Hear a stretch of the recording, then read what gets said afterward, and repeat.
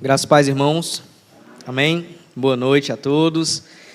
Que prazer poder estar aqui mais uma vez com os irmãos, vivenciando esse momento maravilhoso, né, de apresentar mais um filho. Eu e Joana chegamos aqui. Joana estava grávida do Asaf. Nós tivemos a bênção de poder ter 3 filhos batizados, né, recebidos por essa igreja. Asaf foi batizado aqui, Rebeca foi batizado lá na Pipal já. E a Rebeca foi aqui também? Eu não lembrava, eu pensei que tinha sido... foi aqui também, verdade. Então, os 3 foram aqui, né? Deus é bom. E é maravilhoso, irmãos. Uma das perguntas que sempre fazem para a gente, né? É como pensar em 3 filhos numa vida missionária, em outros lugares. Mas, uma vez eu ouvi de um missionário amigo que tem 8 filhos. O missionário gosta de ter filho, viu, gente? Tem 8. Ele disse assim, rapaz, no mínimo eu já tenho uma igreja onde eu chegar, né? Então, eu chego, já tem 4 irmãos, eu, minha esposa e os 3 filhos, né? No caso dele já eram 8 filhos, né? E aí, crescendo, o Asaf já fica ali, né, servindo no louvor, e Rebeca ajudando a mãe e tudo. Então, onde Deus nos levar, nós temos no mínimo 4 pessoas, né? Então, já temos ali o princípio de uma igreja só com a família missional, né? E nós glorificamos a Deus por isso. Eu pude, no final do ano, estar num culto de gratidão ao Senhor por um casal de amigos que Deus deu um filho para eles do coração, né? Eles não podiam ter filhos de forma biológica, mas Deus deu a eles um filho adotivo, com o nome Felipe, e nós ali estávamos regozijando da mesma forma, irmãos. Então, filhos são bênçãos do Senhor, não só aqueles que Ele dá pela forma natural, mas também os filhos do coração, filhos adotivos, filhos que Deus nos dá na caminhada, para caminharmos juntos. E nós glorificamos a Deus e somos muito felizes por todo o carinho que é dado para os nossos filhos. Irmãos, por favor, abram suas Bíblias em Salmo 103.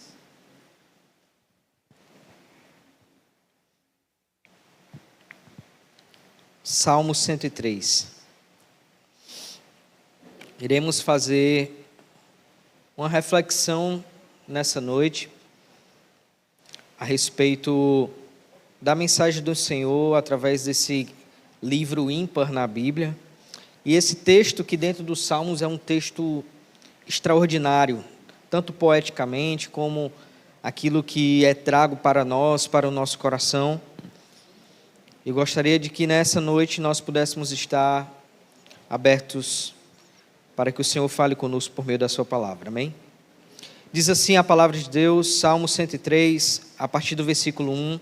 Bendize, ó minha alma, ao Senhor, e tudo o que há em mim, bendiga ao seu santo nome. Bendize, ó minha alma, ao Senhor, e não te esqueças de nenhum só de seus benefícios. Ele é quem perdoa todas as tuas iniquidades, quem sara todas as tuas enfermidades, quem da cova redime a tua vida e te coroa de graça e misericórdia, que farta de bens a tua velhice, de sorte que a tua mocidade se renova como a da águia. O Senhor faz justiça e julga a todos os oprimidos, manifestou os seus caminhos a Moisés e os seus feitos aos filhos de Israel. O Senhor é misericordioso e compassivo, longânimo e assaz benigno, não repreende perpetuamente, nem conserva para sempre a sua ira. Não nos trata segundo os nossos pecados, nem nos retribui consoante as nossas iniquidades. Pois quanto o céu se alteia acima da terra, assim é grande a sua misericórdia para com os que o temem. Quanto dista o oriente do ocidente, assim afasta de nós as nossas transgressões. Como um pai se compadece de seus filhos, assim o Senhor se compadece dos que o temem, pois Ele conhece a nossa estrutura e sabe que somos pó. Quanto ao homem, os seus dias são como a relva, como a flor do campo, assim ele floresce. Pois soprando nela o vento, desaparece e não conhecerá, daí em diante, o seu lugar. Mas a misericórdia do Senhor é de eternidade a eternidade sobre os que o temem, e a sua justiça sobre os filhos dos filhos, para com os que guardam a sua aliança e para com os que se lembram dos seus preceitos e os cumprem. Nos céus estabeleceu o Senhor o seu trono, e o seu reino domina sobre tudo. Bendizei ao Senhor todos os seus anjos, valorosos em poder, que executais as suas ordens e lhe obedeceis a palavra. Bendizei ao Senhor todos os seus servos, vós, ministros seus, que fazeis a sua vontade. Bendizei ao Senhor, vós, todas as suas obras, em todos os lugares do seu domínio. Bendize, ó minha alma, ao Senhor. Amém? Vamos orar ao Senhor. Deus maravilhoso Pai, nós te glorificamos, Senhor, pela tua palavra, Senhor. Obrigado, Senhor, porque podemos estar aqui neste primeiro domingo deste novo ano de 2026, Pai, e nós podemos estar aqui saudáveis, Senhor Deus, podemos estar aqui, Senhor Deus, cheios de esperança para um novo ano, meu Pai, para viver novas e maravilhosas histórias contigo, Senhor Deus, dispostos, Senhor Deus, a poder glorificar ao Teu nome e servir-te assim como Tu queres, Pai. Obrigado, Senhor Deus, porque pudemos romper o ano com nossos familiares, com nossos amigos, Senhor Deus, com nossos irmãos, muitos de nós, Senhor, e te glorificamos por poder encontrar aqui, Senhor Deus, neste dia, Senhor Deus, cada um desses amigos de caminhada e irmãos dessa grande família, Senhor. Meu Pai, que a Tua palavra possa gerar em nós vida, esperança, Senhor Deus, e vontade de poder estarmos totalmente disponíveis ao Teu querer. Obrigado por tudo aquilo que Tu já tens feito, Senhor Deus, através da liturgia, dos louvores, Senhor Deus, dos momentos ímpares como o batismo, como a oração em gratidão por um novo filho estar sendo gerado pela família de Igor. Nós glorificamos também e pedimos que assim continue pela Tua palavra, Pai, no nome de Jesus, que possa gerar frutos em nossas vidas para a Tua glória. Amém. Amém, irmãos? Irmãos, esse texto que nós lemos, você pode ver que é um texto maravilhoso, né? Rico e muito conhecido. A verdade é que Salmos é um dos textos bíblicos mais conhecidos no mundo. Nós temos o Salmo 23, que é dado como o texto mais instrutivo, mais conhecido no mundo. Em várias religiões, os Salmos 23, eles são inclusive aplicados. E esses dias eu estava vendo uma matéria e foi descoberta uma Bíblia que é na verdade um livro de Gênesis escrito em hebraico, mas com anotações em chinês que data de 2.500 anos antes de Cristo. Você imagina, né, como a palavra ela é difundida em todos os lugares, mas o quanto ainda resta para que a palavra possa ser difundida. É por isso que existem irmãos nossos chamados para a tradução bíblica, para diversas línguas que ainda não têm tradução, muitas delas não têm nem alfabeto. Eu tive a graça de conhecer uma família missionária, onde a esposa dessa família, ela teve 35 anos de um ministério, onde ela foi usada por Deus para poder formar o alfabeto de uma língua, ensinar para uma tribo como aprender o alfabeto da língua deles, e depois ela fez a tradução do Novo Testamento para esse alfabeto que ela mesma criou, da língua dessa tribo. Isso foi não só um trabalho, foi uma vida de 35 anos. Você imagina, irmãos, 35 anos se dedicando a isso, mas quão maravilhoso é, né? Você analisar e poder ver a palavra de Deus e essa riqueza da palavra e poder nós lermos na nossa língua. E aqui, analisando esse texto, lembro-me muito sobre Atanásio de Alexandria, que foi um dos pais da igreja. Ele dizia o seguinte, que a maioria das escrituras é Deus falando conosco. Claro que toda a escritura é Deus falando conosco, mas o livro de Salmos ele é singular, porque ele fala por nós, nos ensinando a orar e expressar o nosso coração a Deus da maneira adequada.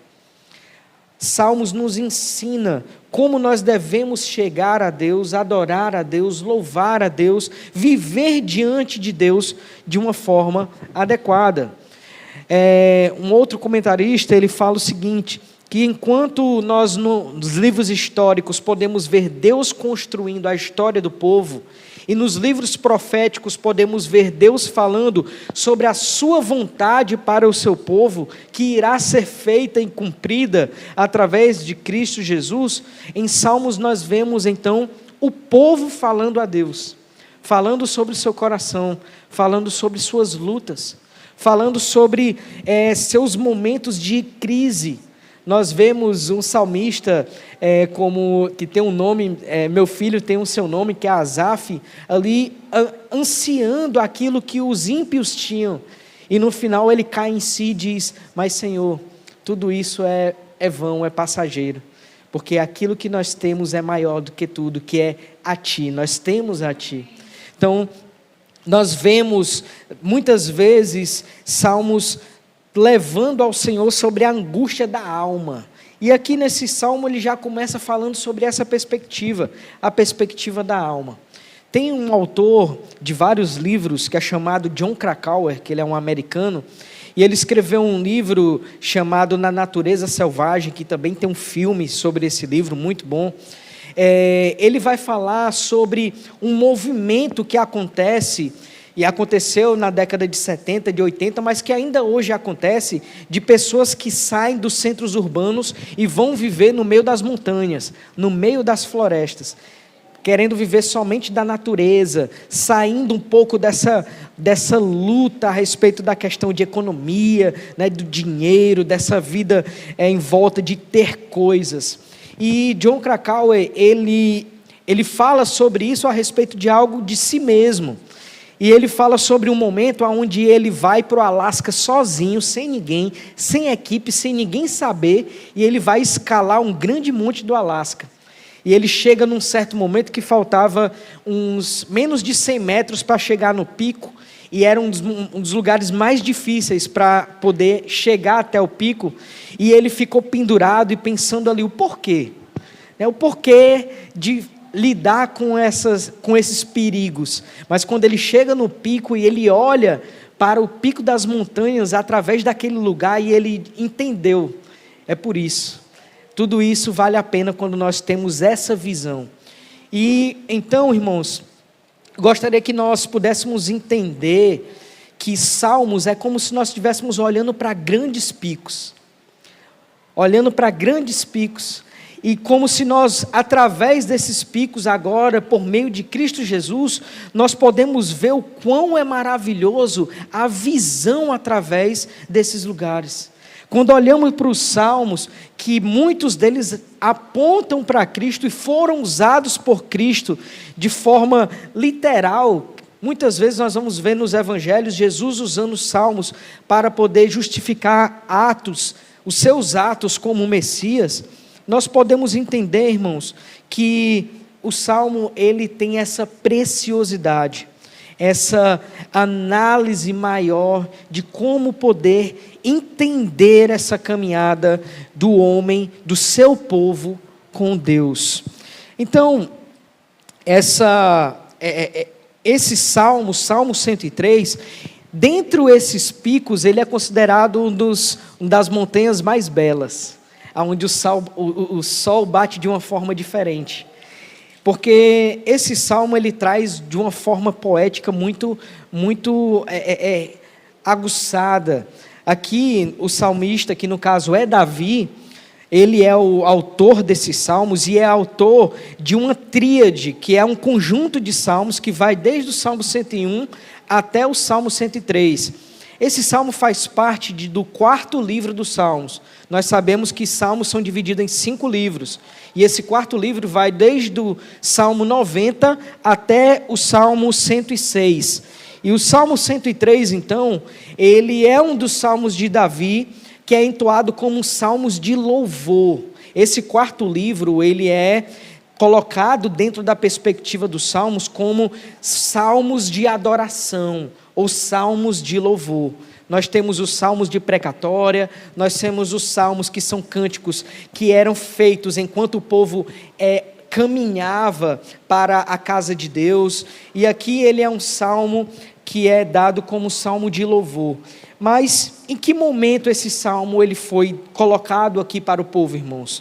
Esse salmo foi colocado em um momento em que o povo estava em exílio, no exílio da Babilônia. O povo tinha sido levado cativo. Então olha só, que palavras incríveis, que palavras são essas sendo colocadas em tempos tão difíceis.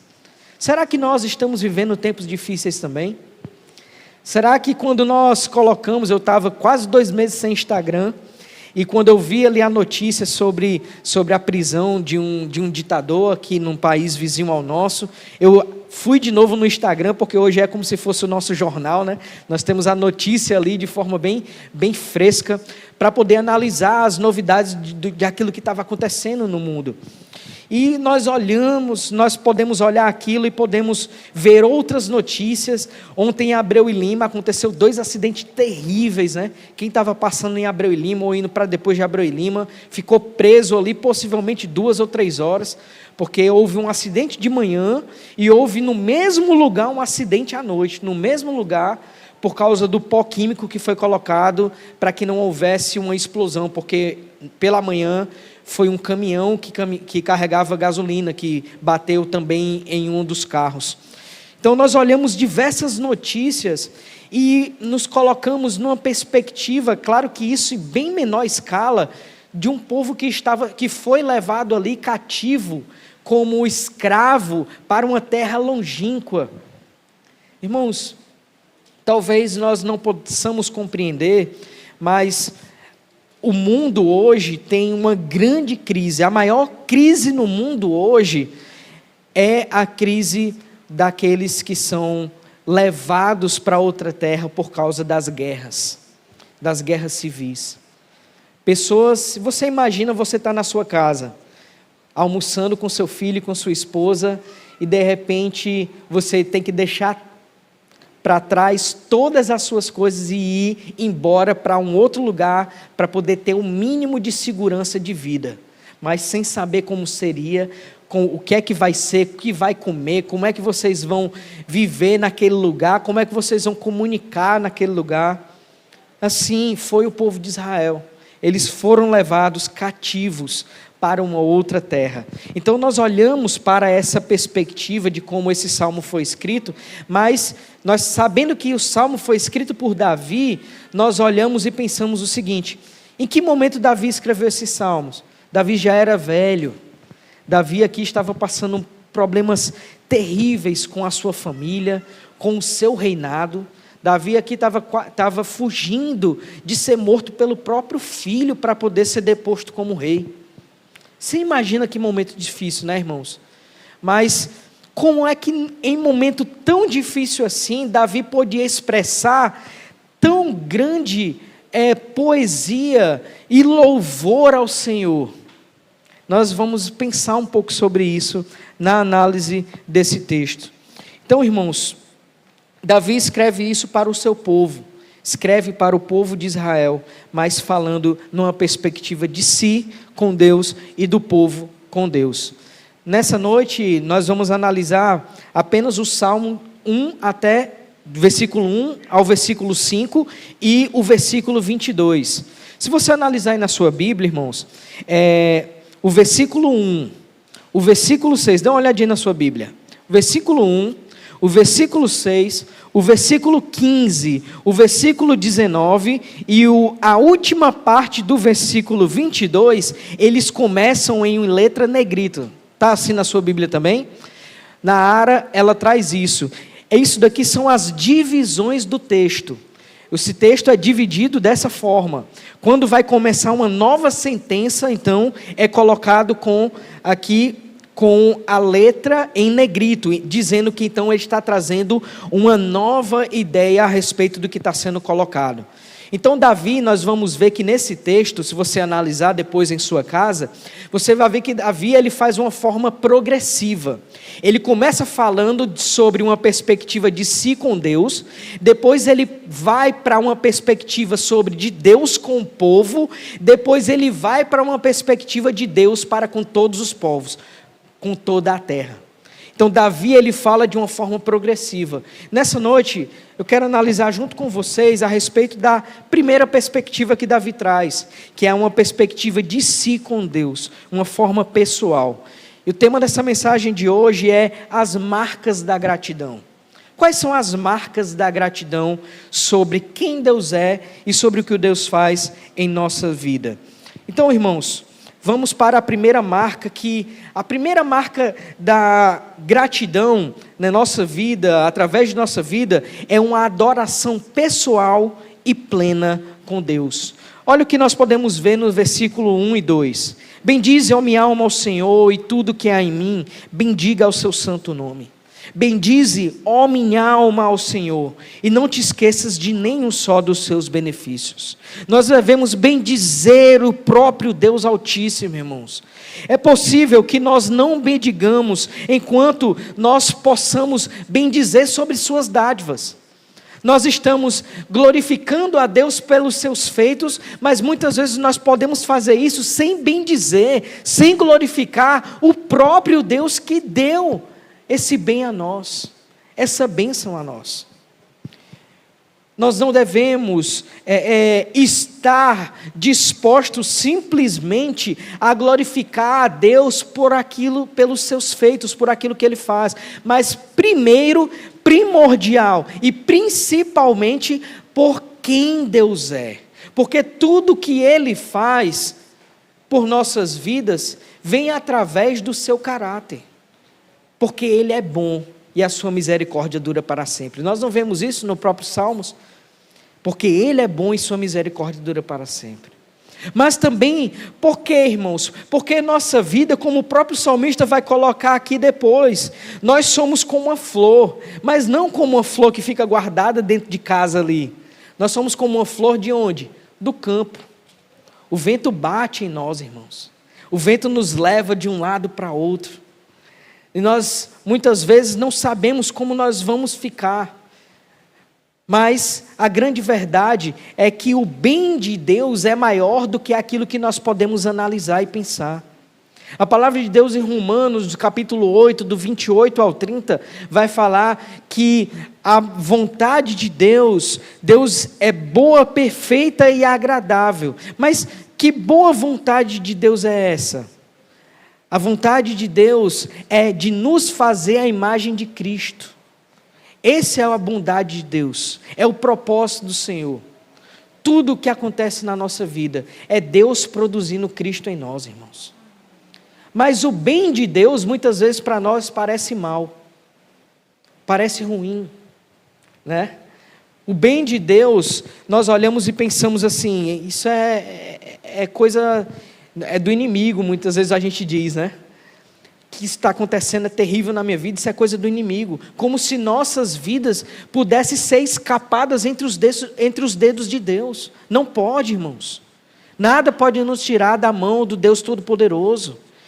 Após Ele nos resgatar, e às vezes, irmãos, as nossas dores é porque o Senhor, Ele nos tirou da boca do leão. Ele nos arrancou do império das trevas. Às vezes a gente estava entrelaçado na boca do leão. E o Senhor nos arranca dali e diz, você não será tragado, porque eu te escolhi, mesmo quando antes você não era formado. Só que aí nós vemos a Ele cheio de feridas, cheio de dores. E Ele começa a nos tratar, Ele começa a tratar as nossas feridas, depois ficarão apenas as cicatrizes, que fará com que nós lembremos daquilo que Ele fez em nossas vidas. Irmãos, teve um dia que eu estava conversando com um amigo que sofreu um terrível acidente e ele perdeu o movimento de uma perna devido a um caminhão bater nele e um outro amigo meu. Os dois são missionários, eles estavam em uma moto e até hoje ele já está na 15ª cirurgia, ainda não conseguiu, perdeu 15 centímetros da perna esquerda. E eu me lembro que nós estávamos conversando e ele falando sobre as dores dele, né, sobre todas as feridas, as cicatrizes. Lembro muito bem quando eu fiquei com ele a primeira noite ali no Miguel Arraes, a perna dele nem podia ser fechada, de tanta sujeira que entrou dentro dos ossos, e não podia ser fechada para não criar uma inflamação maior. E nós estávamos ali conversando, e o Senhor trouxe ao meu coração, e eu falando com ele assim: que maravilhoso é entender que na eternidade todas essas suas cicatrizes não existirão mais, não haverá mais feridas, mas nós olharemos ainda para uma cicatriz, essa nunca será sobreposta, é a cicatriz do nosso Senhor, que estará ali sempre mostrando que Ele foi dado por nós, por amor ao Senhor e por amor de nós, para o perdão dos nossos pecados, nos restabelecendo na presença do Senhor eternamente. Essas feridas nunca serão levadas. Mas Davi, ele começa e diz aqui, então, irmãos, que nós devemos bendizer, mas nós devemos bendizer ao Senhor individualmente. Davi diz assim: ó minha alma, bendiga ao Senhor com tudo o que há em mim. Nós devemos bendizer ao Senhor com todo o nosso ser, irmãos. A nossa alma não quer isso. Eu estava falando pela manhã que quando eu fiz um devocional nesse texto, no último dia lá no meu trabalho, e eu fiz uma pergunta para a irmã, né? Assim que você acorda, para os irmãos da mesa, assim que você acorda pela manhã, qual é a primeira coisa que a sua alma anseia? E a irmã disse assim: continuar a dormir. E é verdade de muitos de nós, né? A primeira coisa que a gente anseia é: como eu queria continuar a dormir, como eu preciso descansar mais. Para muitos, né, principalmente amanhã, segunda-feira, talvez a primeira coisa que a sua alma anseia é: quantas coisas eu tenho que fazer essa semana? Dia 5, né? Quantas contas eu tenho que pagar essa semana? Meu Deus, o dinheiro vai entrar, e no mesmo dia que ele entra, ele sai, né? Ele entra pela porta da frente e já vai correndo para sair pela porta dos fundos. A nossa vida é dessa forma, a nossa alma está ansiando diversas questões, muitas vezes não tem nada a ver com o Senhor, mas a palavra aqui diz que nós devemos direcionar, e o Espírito Santo de Deus está ali para isso, irmãos. Quando a nossa alma quer fazer com que nós possamos continuar dormindo, ou quando nossa alma quer fazer que a gente levante de uma vez e vá produzir pela força do nosso braço, o Espírito Santo diz: ó minha alma, calma, bendiga ao Senhor, bendiga ao Senhor, você vai bendizer ao Senhor, porque todo o meu ser bendize ao Senhor. Bendiz ao Senhor pela manhã, bendiz ao Senhor com as atividades do dia, bendiz ao Senhor quando for deitar à noite. Todo o nosso ser deve bendizer ao Senhor, de forma resoluta, de forma entregue, de forma que há uma comunhão comigo mesmo e com o Senhor. Não pode ser disruptivo. Eu não posso estar comungando com todo o meu ser, enquanto minha alma está ansiando diversas outras coisas. E isso se reflete na vida da congregação do culto. Quando nós vemos para o culto e nós estamos aqui vivenciando os louvores, a palavra, e muitas vezes a nossa mente está pensando em 300 outras coisas. Aqui é uma igreja, e eu digo uma igreja muito ímpar em relação a isso, porque a maioria da igreja, onde eu vou pregar, e possivelmente eu prego em mais de 20 igrejas durante o ano, diferentes, né? Irmãos, quase toda a igreja, eu acho que de 20, 19 tem as plaquinhas dizendo assim: coloque seu celular em modo silencioso, ou então coloque seu celular em modo avião, preste atenção no culto. Às vezes coloca até projetado aqui antes do culto, né? Você não vai ver isso aqui na igreja, mas não é porque a gente pensa assim, cultue de qualquer jeito, é pelo contrário, é porque nós entendemos que é o nosso ser que quer ansiar e buscar o Senhor de todo o nosso entendimento, mas isso é uma perspectiva que é vivenciada primeiro em uma forma pessoal, devocional. Essa é a primeira marca, irmãos, de uma vida de gratidão. É uma adoração que é plena e pessoal. Mas a segunda marca, irmãos, é uma adoração doxológica. Ou seja, é uma adoração que está totalmente pautada em quem Deus é. Não em quem nós somos diante de Deus, ou naquilo que o Senhor Deus faz para nós, mas na pessoa de Deus. Olha só o que é dito no versículo 3. É Ele quem perdoa todas as tuas iniquidades, quem sara todas as tuas enfermidades, quem da cova redime a tua vida e te coroa de graça e de misericórdia, quem farta de bens a tua velhice, de sorte que a tua mocidade se renova como a da águia. Irmãos, nós podemos ver aqui que o perdão está em Deus. Por quê? Porque Deus, Ele é perdoador, Ele é benigno, Ele é misericordioso, Ele é gracioso. Quando Davi fala a respeito sobre o perdão dos pecados e da iniquidade, ele não está apontando simplesmente sobre benefícios que ele está recebendo. Pelo contrário, o que ele está apontando é para o caráter de Deus a qual ele se relaciona. Eu me relaciono, todo o meu ser se relaciona com um Deus que é perdoador. E Davi, ele coloca aqui que ele perdoa todas as nossas iniquidades.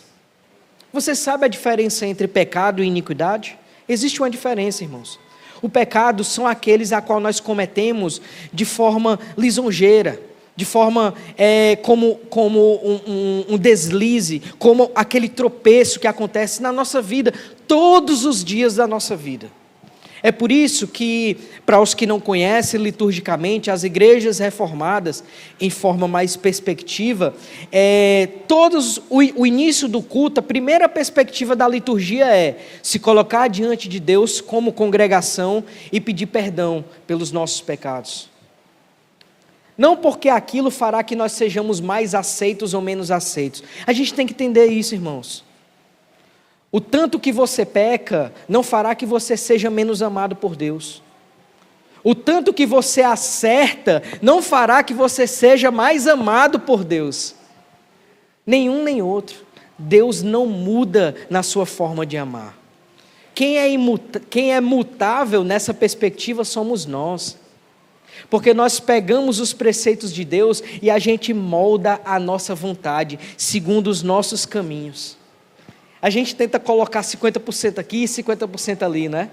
A gente tenta colocar dessa forma, daquele jeito, o nosso chamado, aquilo que Deus nos chamou para poder servi-lo como filho de Deus.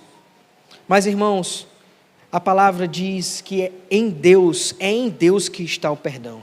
E vem plenamente de Deus. Ninguém pode perdoar os pecados, a não ser Deus. E ninguém pode revelar os pecados, revelar o perdão dos pecados, senão Deus.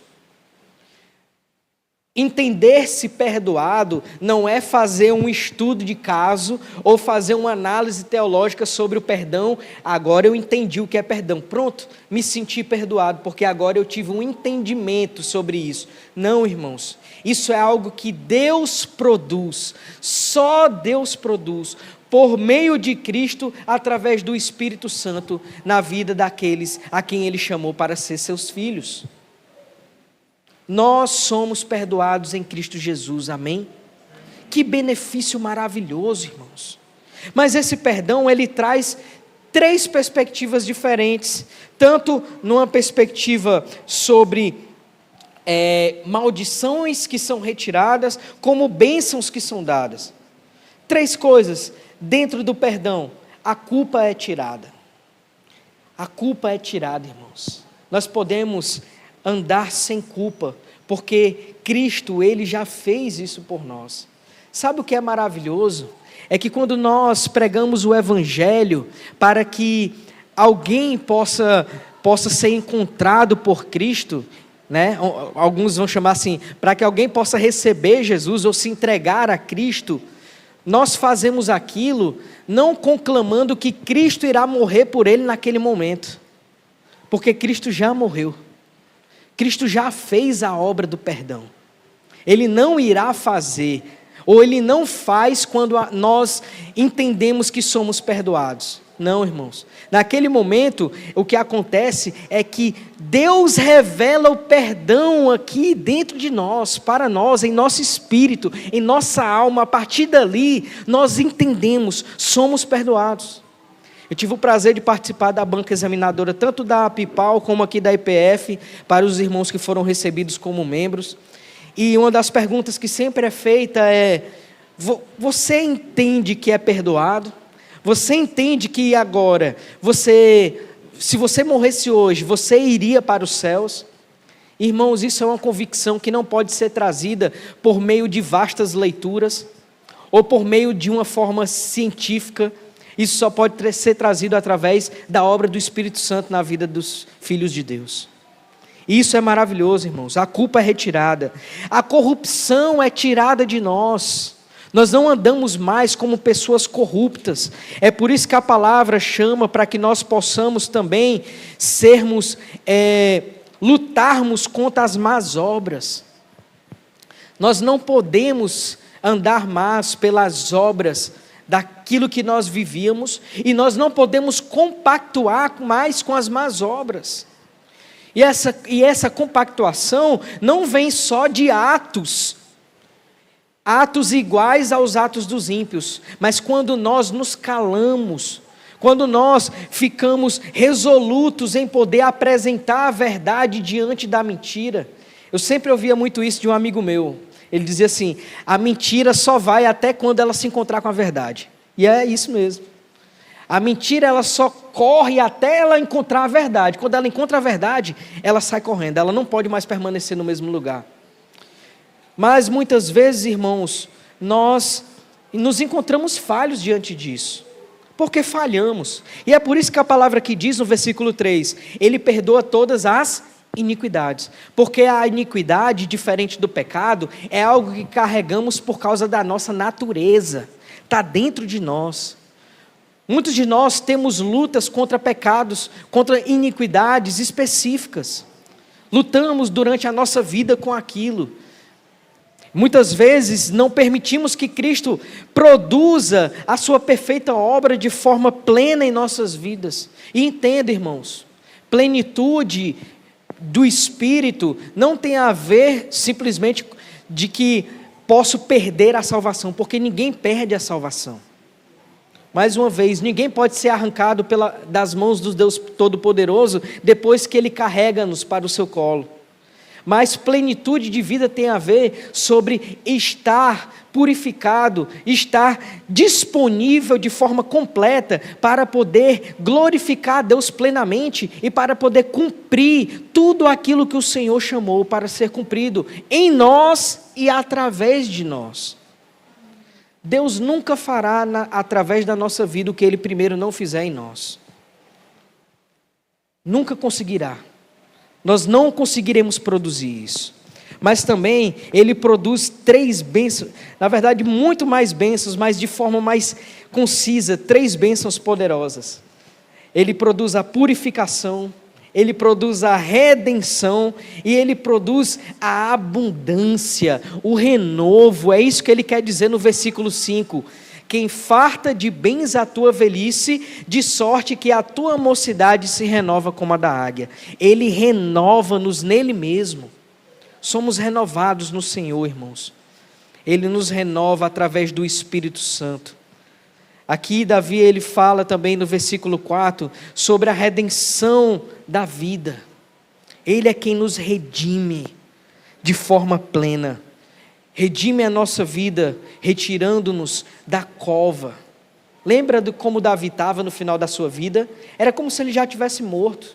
Seus filhos queriam só enterrar ele de vez, para poder assumir o reinado, né? E eram quem? Seus próprios filhos. Como Davi pensava, além de pensar como um rei, como um pai.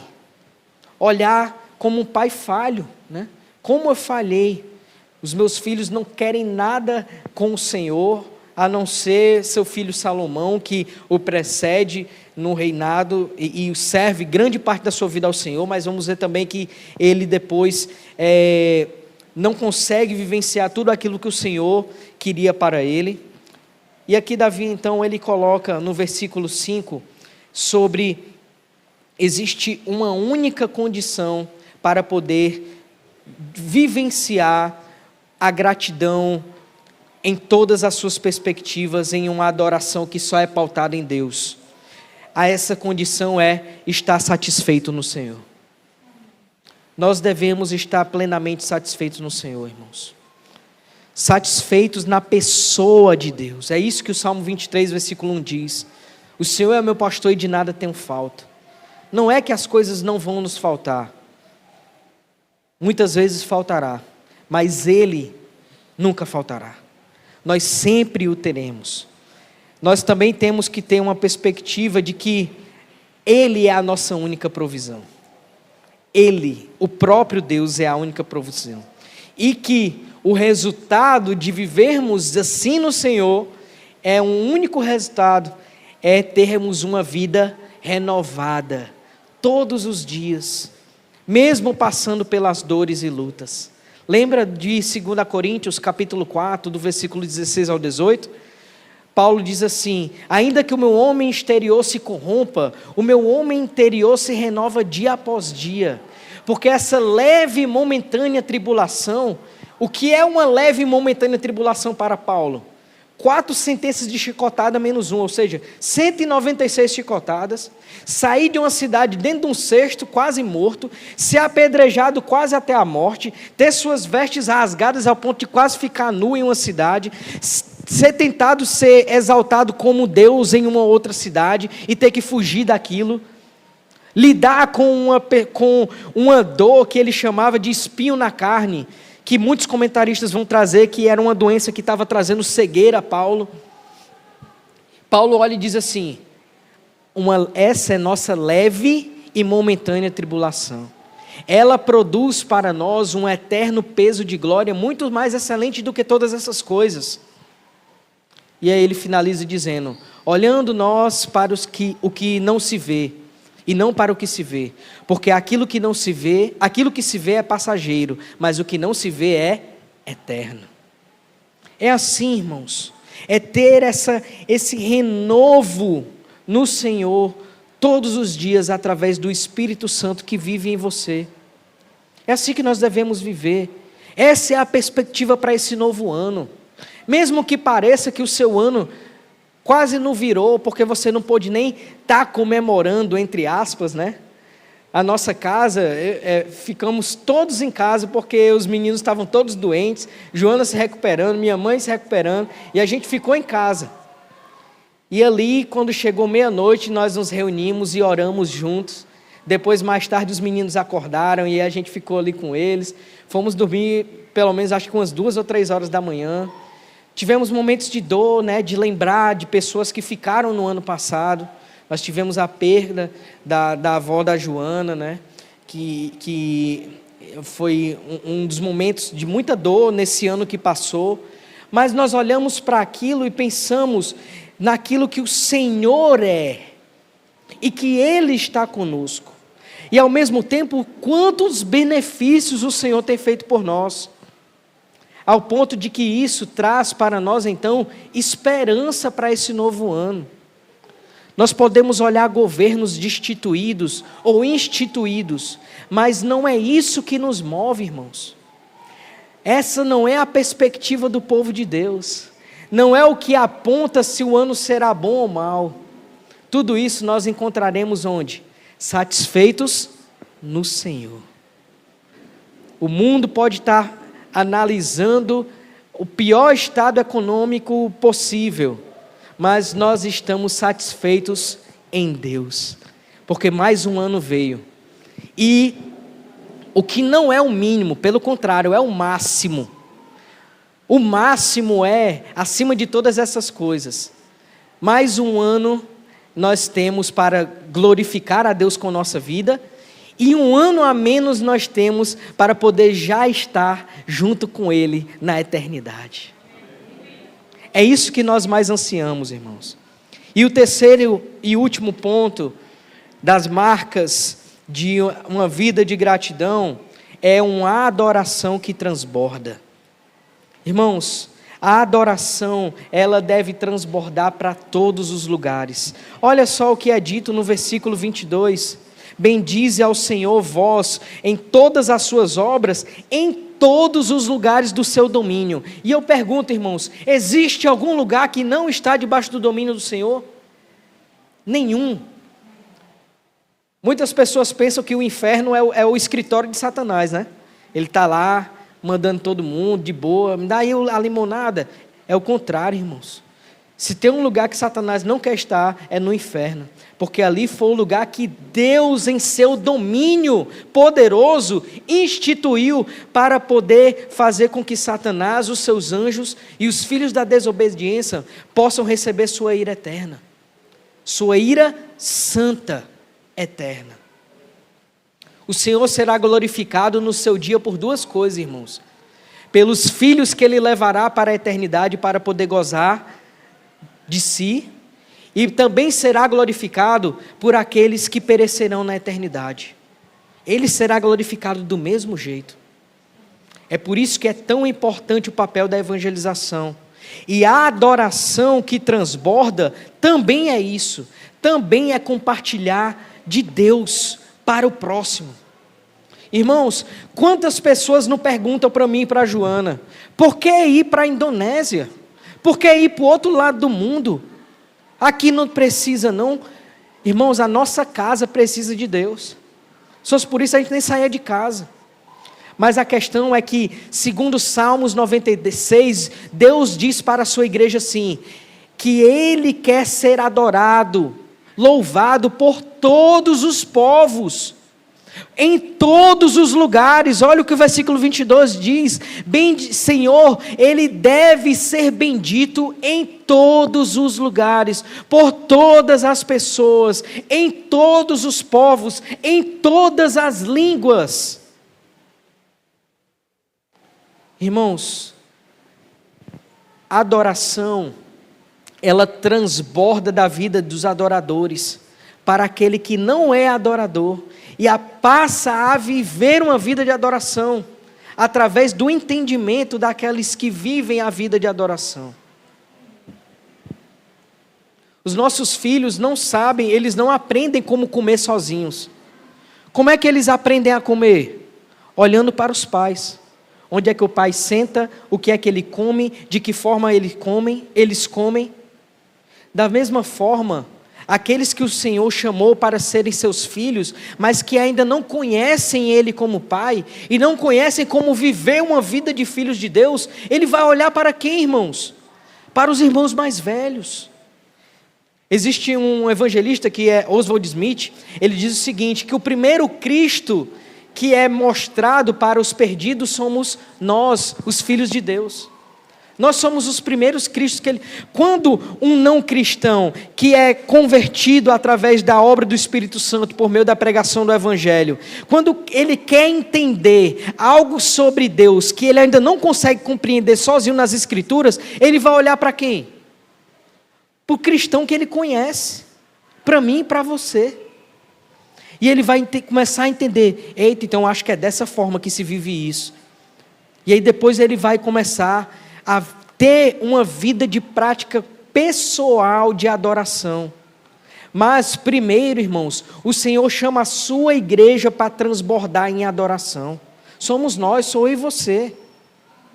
E transbordando em adoração, então, nós vamos por todos os lugares da terra, levando essa vida de adoração pessoal para transbordar para os outros.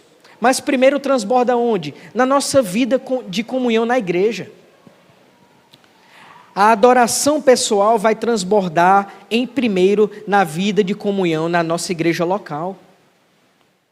Quando nós estamos desolutos, afastados, sem ter aquela fome e sede de estar vivendo a vida em comunhão, nos cultos, nas programações da igreja, podemos olhar, irmãos, é porque com certeza estamos falhando na nossa vida de adoração pessoal.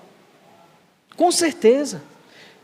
A gente tem que entender, irmãos, que muitas vezes a gente faz uma análise contrária do Evangelho. A gente pensa que vem para o domingo, recebe do Senhor, e agora eu vou levando o que eu recebi no domingo, e isso vai desaguando na segunda, na terça, na quarta, na quinta, na sexta, no sábado, e aí no sábado já está bem mirradinho, aí agora eu vou me encher de novo no domingo. Não, não é isso que é o Evangelho. O Evangelho é, eu vivo com o Senhor de segunda a sábado, em uma vida pessoal de adoração, e eu vou transbordar essa minha vida pessoal agora, na vida com os irmãos no domingo.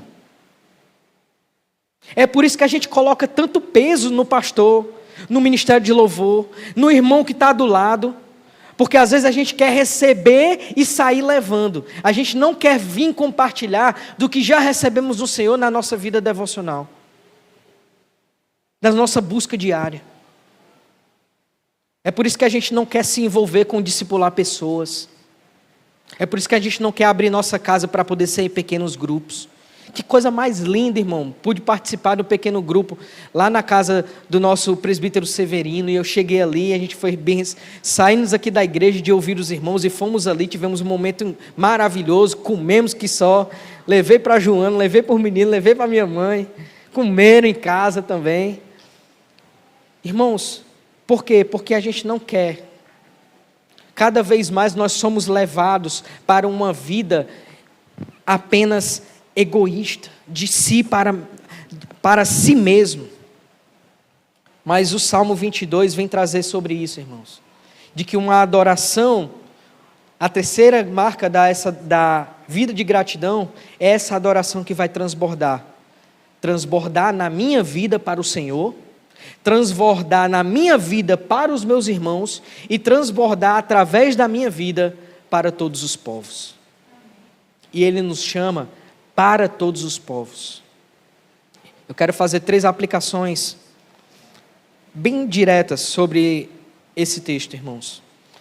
A primeira aplicação é que, assim como o C. Davis, que é um grande teólogo, disse: o culto pessoal é o alfa e o ômega do cristianismo. Davi, ele inicia dizendo: ó minha alma, bendiz ao Senhor. Sou eu, a minha vida, com tudo que há em mim, com todo o meu ser, as minhas entranhas, tudo em mim deve se colocar diante de Deus, porque isso é o princípio e o fim de todas as coisas.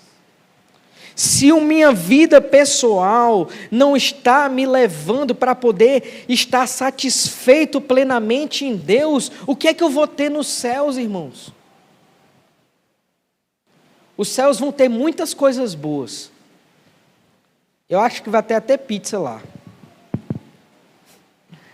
Coca-Cola eu não sei, mas pizza talvez tenha. Eu tenho um amigo que diz assim: tem certeza que lá vai ter manga. Ele é doido por manga. Mas, irmãos, se o céu não tivesse Cristo, o que adiantaria estarmos no céu? Ele é o ponto máximo do que o Senhor deu para nós. E é Ele que iremos gozar eternamente. Nele e dele. A segunda aplicação, irmãos, é: o que tem nos feito esquecer frequentemente das misericórdias do Senhor? Irmãos, nós, como o salmista coloca aqui, como Davi coloca, e diz: não te esqueças de nenhum só dos seus benefícios. Como nós nos esquecemos do que o Senhor faz para nós, irmãos. Mesmo aquilo que nós chamamos de mal, nós esquecemos. A gente se esquece até do que foi pregado no domingo, na segunda-feira. A gente chega em casa, a gente já esqueceu, olhou o Instagram, a alma já consumiu um monte de coisa, e o espírito já não consegue mais produzir fruto nenhum. Esquecemos, deixamos passar. Uma coisa que nós fazemos, aí no seu boletim, se você abrir, você vai ver um espaçozinho chamado anotação. Isso é feito para que possamos anotar, irmãos. Anotar e lembrar durante a semana aquilo que foi pregado no domingo e ir aplicando na nossa vida. Às vezes coisas que nós devemos orar, às vezes pessoas que nós devemos servir, que somos lembrados durante o culto. E a gente anota ali, eu tenho que falar com essa pessoa durante a semana. Isso é importante, irmãos. E esquecer do que o Senhor faz por nós produz 3 coisas terríveis, irmãos. A primeira é que nos faz ficar distantes do Senhor e nos leva a uma falsa adoração. Por quê? Porque se nós nos esquecemos, isso é uma das perspectivas da ingratidão. E um ingrato não pode adorar a Deus plenamente. Não pode. Porque adoramos a Deus que conhecemos, não um Deus que não conhecemos. É isso que Jesus fala em João capítulo 4. Vocês adoram Deus que vocês nem conhecem. Mas ele diz, nós adoramos aqueles que conhecemos. O que Jesus está falando ali é, nós sobre os filhos da aliança. Nós adoramos porque conhecemos a quem adoramos. Então nós não podemos adorar plenamente Deus quando nós esquecemos diversos e vivemos uma vida de esquecimentos sobre as bondades de Deus sobre nós. Um outro ponto que nos leva é que quando nós recebemos bênçãos do Senhor, nós exaltamos a bênção muito mais do que o abençoador. Quando vivemos esquecendo sempre sobre as bênçãos que Deus nos dá, a gente está sempre em busca da próxima bênção, do próximo mover, do próximo recebimento do Senhor, da próxima palavra que vamos receber, da próxima promessa que vamos alcançar. Estamos sempre em busca do próximo. E muitas vezes aquela bênção que recebemos, ela se torna o Deus no nosso coração. O carro que recebemos, então, a gente vive para aquilo. O filho que recebemos, vivemos para aquilo. O emprego que nós recebemos, vivemos para aquilo. E um terceiro ponto, que é um ponto terrível entre nós, irmãos, sobre esquecer dessas bênçãos. Sabe o que é? É que nós não conseguimos nos alegrar com as bênçãos que os nossos irmãos recebem, mesmo quando nós não recebemos. Você tem se alegrado, irmãos, com a bênção que o teu irmão recebeu antes de você? Talvez é a bênção que você pediu e o Senhor fez na vida do teu irmão e você ficou com aquele sentimento, sabe, do filho mais velho. Por que ele? Olha o que eu faço. Olha o que eu produzo. Mas eu posso me alegrar. Eu posso me alegrar como quando o meu irmão, o diácono Heleno, diz, fui aposentado. E nós ali nos alegramos e louvamos ao Senhor. Glória a Deus por isso. Eu posso me alegrar quando a nossa irmã diz, estou grávida. E mesmo eu esperando engravidar durante tanto tempo, eu posso me alegrar quando o meu irmão, então, ele recebe bênçãos espirituais. Eu posso me alegrar quando aquele irmão voltou à igreja. Eu posso me alegrar quando aquele casal se reconciliou. Eu posso me alegrar. Eu devo me alegrar com as bênçãos que Deus dá aos meus irmãos. Eu sou chamado a sorrir com os que sorriem. Às vezes a gente até encontra quem chora conosco. Mas às vezes é mais difícil encontrar quem sorri com aquilo que Deus faz na nossa vida. Eu lembro muito bem de um jovem que disse assim, eu vou sair da igreja porque às vezes eu penso assim, que o irmão ele quer estar feliz de me ver ir para a igreja, só que ele quer me ver indo para a igreja, ele dentro do carro e eu andando a pé na calçada. Ele não quer estar feliz, ele na calçada e ele me vendo indo de carro para a igreja. Queremos estar felizes com as bênçãos que Deus nos dá, mas muitas vezes não queremos nos alegrar com a bênção que Deus dá ao próximo. Onde está nosso coração? Na bênção ou no abençoador? E a terceira e última aplicação, irmãos, é uma frase de Jason Ruck que diz o seguinte: a transição da exegese para a teologia deve, em última análise, resultar em doxologia. Ou seja, a perspectiva da nossa análise sobre o Deus bíblico, o nosso estudo sobre a Bíblia, nossa análise bíblica, deve sempre nos levar a uma vida de adoração. Se isso está nos levando a uma vida de altivez, a uma vida de achar que nós somos melhores ou mais do que alguém, não é o Senhor que estamos encontrando nas Escrituras. Nós só estamos encontrando nas Escrituras ego, pessoalidade e a nós mesmos. Eu concluo com esse texto de esperança de Charles Spurgeon, que diz assim: Depois de tanto tempo caminhando, o povo de Israel finalmente encontrou o descanso prometido. Eles deixaram para trás o cansaço das tendas, os perigos do deserto e os inimigos que enfrentaram pelo caminho. Finalmente chegaram à terra da fartura e puderam desfrutar de seus frutos. Talvez esse seja o momento que você ou eu estejamos vivendo agora. Olhando para o futuro, podemos ter esperança. Se exercitarmos nossa fé, este poderá ser um tempo de verdadeira alegria. Estar com Jesus no descanso que Deus preparou para nós é uma promessa maravilhosa. E saber que esse momento pode estar perto traz uma felicidade maior ainda.